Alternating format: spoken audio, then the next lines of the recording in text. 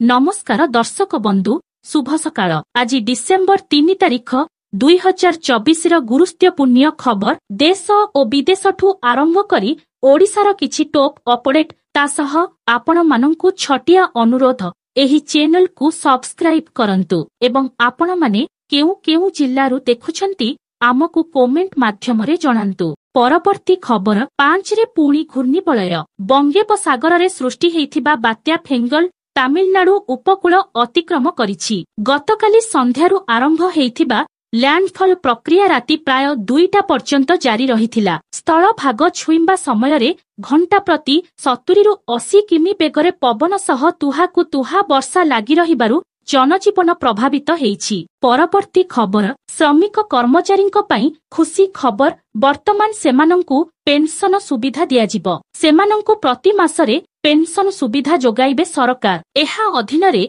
41 रु 45 वर्ष बयस असंगठित श्रमिक एवं लोक कलाकारंकु 60 वर्ष बयसरे मासिक 3000 पेंशन प्रदान कराजिबो। एनै मुख्यमंत्री पेंशन योजना कार्यकारी करिबाकु प्रस्तुति आरंभ होईछि। परवर्ती खबर राष्ट्रपति द्रौपदी मुर्मुंक ओडिशा गस्त सूची सामनाकु आसीछि। आसंता 3 तारिख मंगलवार अपराह्न 2:30 समय रे राष्ट्रपति भवनरु बाहरी पालाम विमान बंदररु स्वतंत्र वायुसेनार विमान जोगे बाहरी संध्या 5टा समय रे भुवनेश्वर रे पहुंचिबे राष्ट्रपति द्रौपदी मुर्मू। परवर्ती खबर तेबे केउ माने सुभद्रा टंका पाइबेनी आवेदन करिथिले भी खटिजिबो ना जानंतु राज्य सरकारंक गाइडलाइन कोन रहिछि। सुभद्रा योजनारे सामिल हेबाकु थिबा महिलांक बयस 21 वर्षरु कम हेइ नथिबा आवश्यक। सेही भली 60 वर्षरु अधिक महिला सुभद्रा योजनारे सामिल हेइ परिबे नाही। एमाने जदि आवेदन करिथिबे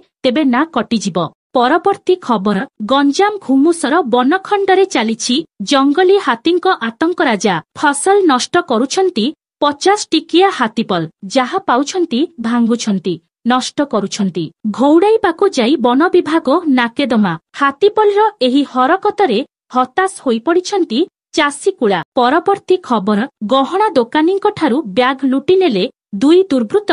बालेश्वर जिल्ला खैरा थाना अधीन डुंगुरा बजार मा तारिणी ज्वेलरी मालिकंक ठारू 2 जण दुर्बृत्त 1 नंबर विहीन आपेची गाड़ी रे आसी लुट करिसंती। एबे सुन्ना दोकनी मालिक खररा थाना रे अभियोग करिसंती। पुलिस तदंत जारी रखिछि। परवर्ती खबर राज्य रे आलू दर 50 टंका टपिछि। आउ सेही अनुसारे राजनीति रे पारा मध्य बढ़िछि।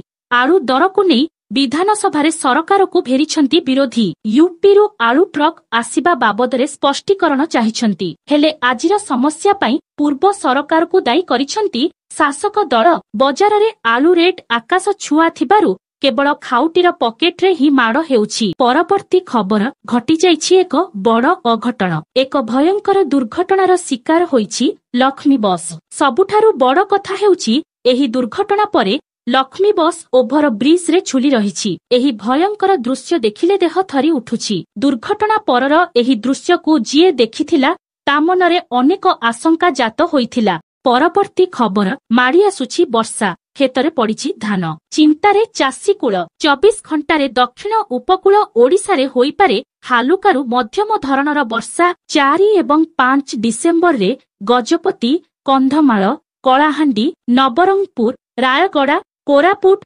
मालकानगिरी एही सबु जिल्लारे वर्षा हेबार संभावना रहिछि। तेबे डिसेम्बर 6 रु 8 तारिख जाय पाग मुख्यतः सुखिला रहिबो बोली पाणीपाग विभाग पक्षरु कुहा जाइछि। परवर्ती खबर 2025 मार्च सुद्धा सबु गारे इंटरनेट सेवा उपलब्ध हेबो बोली आज विधानसभा रे सूचना देइछंती आईटी मंत्री मुकेश महालिंगा। राज्य रे मोबाइल इंटरनेट सेवा को नै उत्तर रख एहा कहिछंती आईटी मंत्री मुकेश महालिंगा। एडीएम को अध्यक्षतारे टास्क फोर्स गठन होईछि।